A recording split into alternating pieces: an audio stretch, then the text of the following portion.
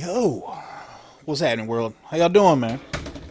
Y'all doing all right? Today, ladies and gentlemen, we are talking about Spider-Man Across the Spider-Verse. Was it good? It was all right. It was all right. It was all right.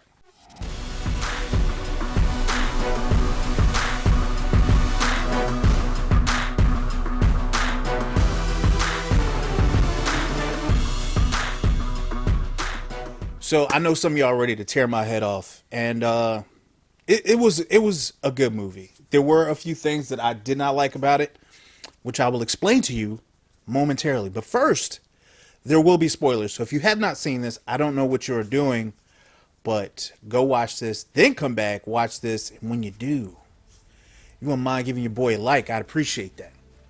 All right, now. So once again, we are back with Miles and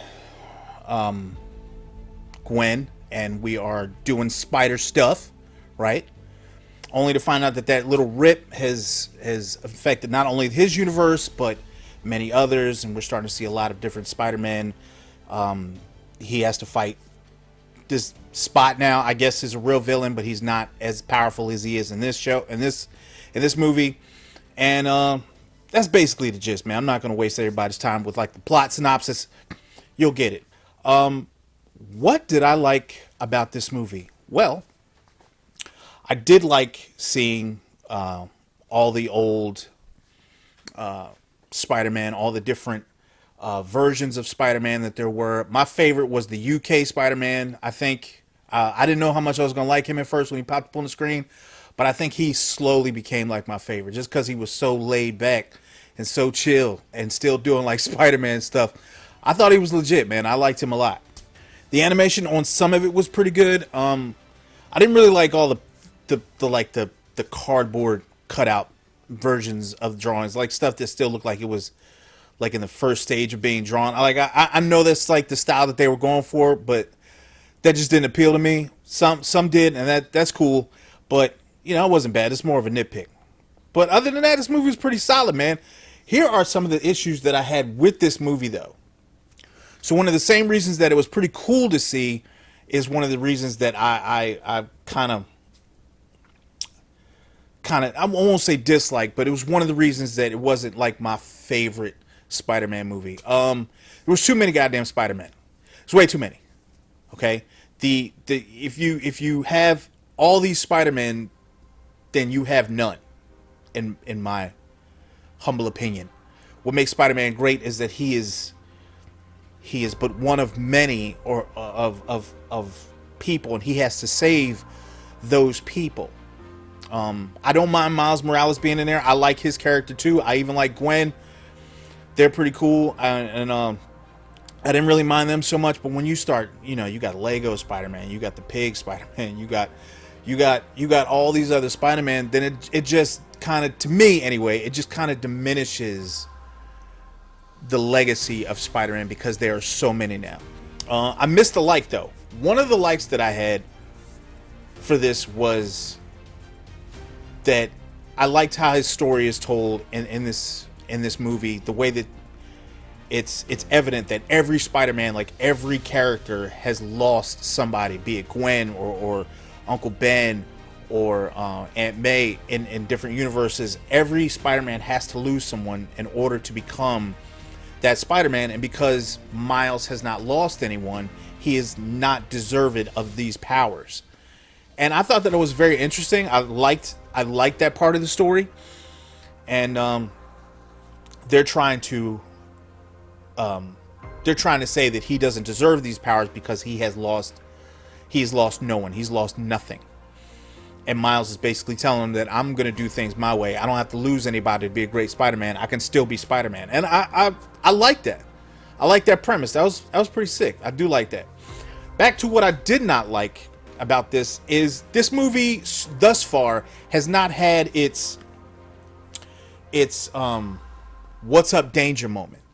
You know the moment I'm talking about in the first movie where he's on the glass and he's on the side of that building. He pulls his mask down and he finally realizes what he has to do.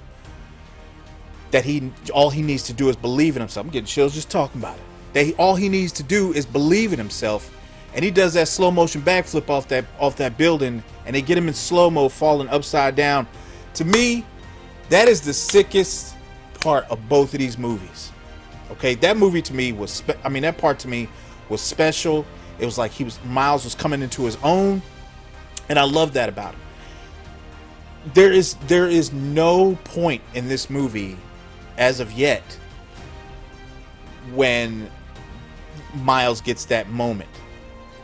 I mean, he has a small one where he's fighting Spider-Man 2099, which is a ridiculous name, by the way. We don't call our Spider-Man 1976. That's just stupid. Anyway, he is fighting with Spider-Man 2099. He's telling him, I'm tired of people telling me the way that I'm supposed to live my life, and I'm just going to do things my way. I guess that was kind of his moment. It just didn't have that same punch with me like that first scene did. He doesn't run from things. You're the best of all of us, Miles. You're on your way. When do I know I'm Spider-Man? You won't. That's all it is, Miles. A leap of faith. Like, what's up, danger? Like, what's up, danger? Like, what's up, danger? Like, what's up, danger? Made them myself. They fit perfectly. And I thought that scene was pretty special. When I took my son to this movie, I did not know this was going to be a continuation. I'm sitting there and I'm just looking at my watch like, they better hurry up and wrap this up. This is getting kind of late, right? They better start saving some people. Nope.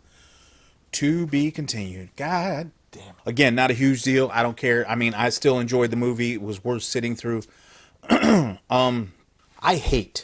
What I hate in a movie is when the hero is about to tell his or her family or friend, okay, that they are whatever secret identity they are, okay, and then they blue ball you by, oh, it's his parents from another dimension. It's not his real. I hate that. I hate that because I think it is a real moment when